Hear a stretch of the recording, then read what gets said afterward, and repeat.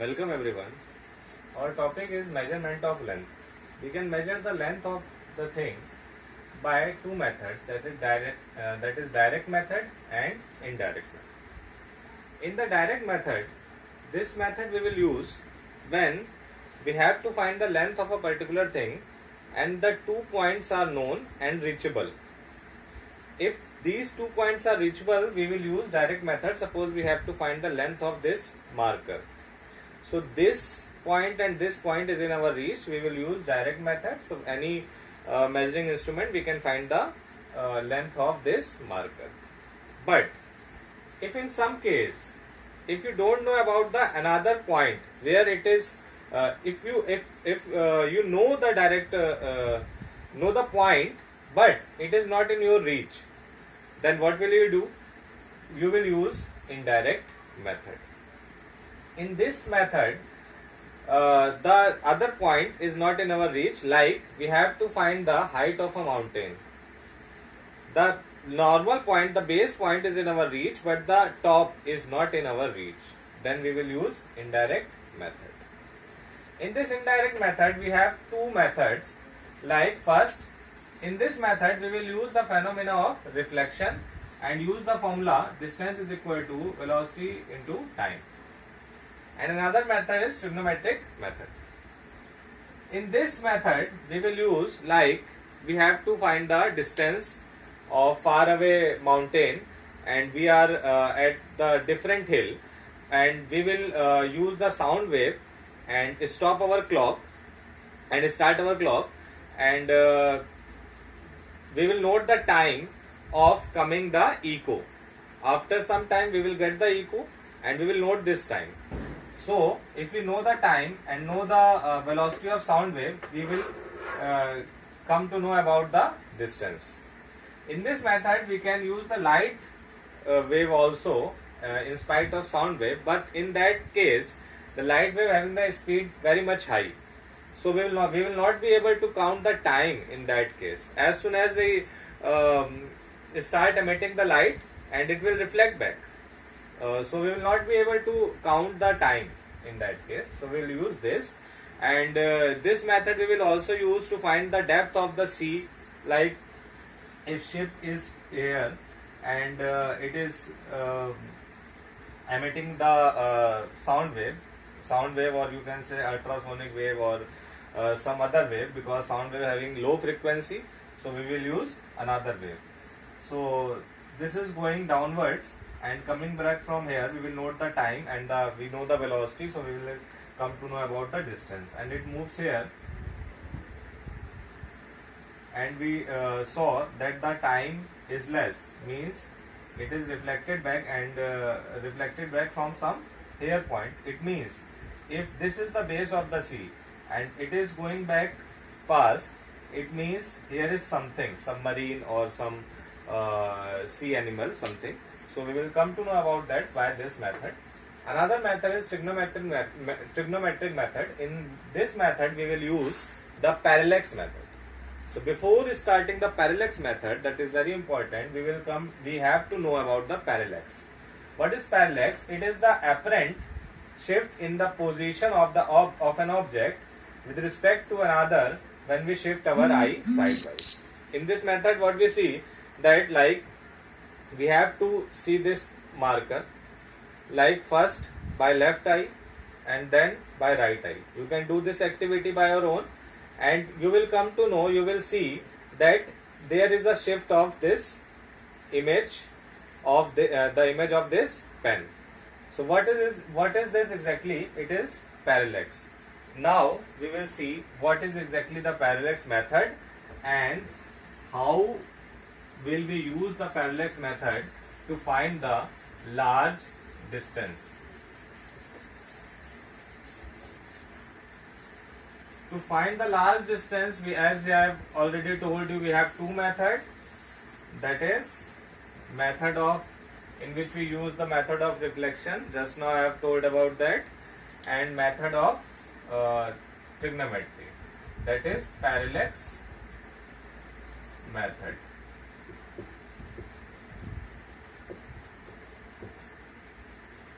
Suppose these are the two observation point and something is here.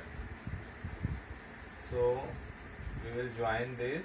This is the two observation point and something is here, and this makes an angle theta, and this theta is known as parallactic angle. Parallactic angle. And these are the observation points. So we know about the value of x. So we can find the value of r as angle equals to arc upon radius. So this will be x by r. So we will come to know about the r or x, whatever the unknown thing, whatever we have to find. Another method, suppose there are 2 points of a thing, and suppose this thing is moving and it goes from here to this point, and we are observing from this point. So now the parallactic angle will be this, and suppose we know this thing, we can find this thing, and if we are aware about this value, so we can find the value of x. This is how we can use this. So what exactly the use of this method? By this method we can get the very large distances. We can get the value of very large distances. Let's see how. Suppose you are sitting at a particular train and train is moving, and when train is moving, something is at the platform. Then suppose the angle with that thing is yours is 0 degree just now, and after moving some distance the angle is something like this. You can clear this? So if the observation point is changed for that source, the angle is changed, and that is parallactic angle, as you have seen just now.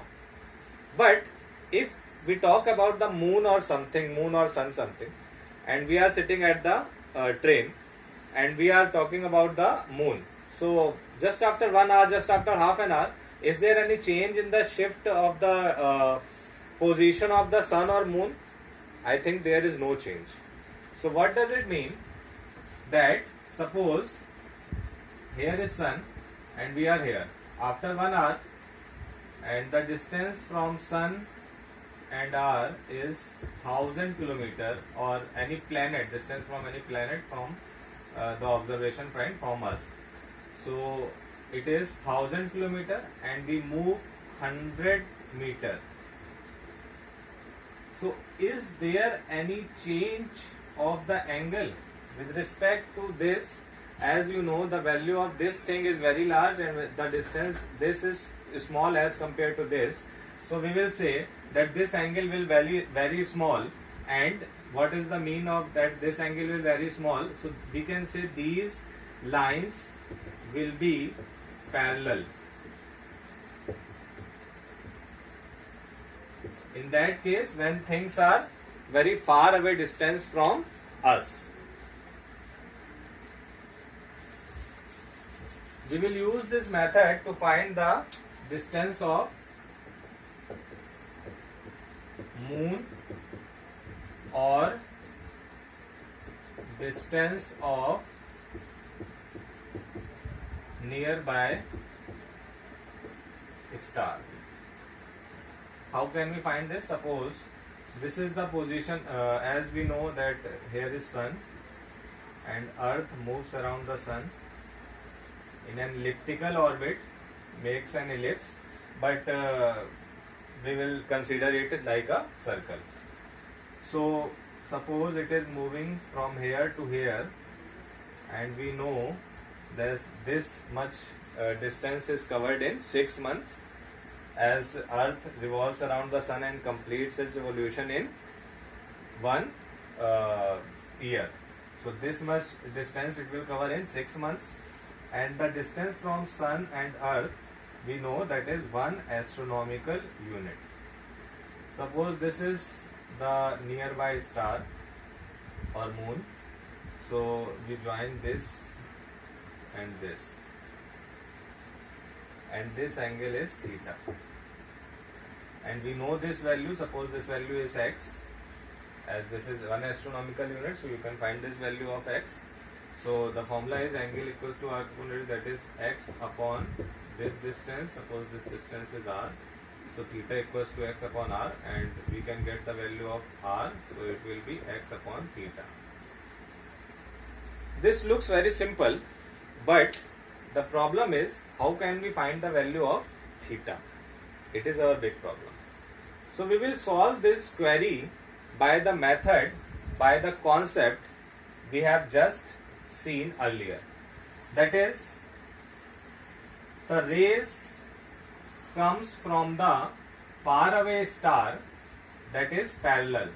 So we will consider these lines will be parallel, and this angle suppose is theta 1 and this angle suppose is theta 2. We will measure this angle by an instrument. So if we know these angles, so we can get the value of this angle, this theta 1, this will be theta 1. If this is theta 2, this will be theta 2. So now we can get the value of theta. Theta will be theta 1 plus theta 2. This is how we use the parallax method for finding the distance of moon or distance by any nearby star. Thank you.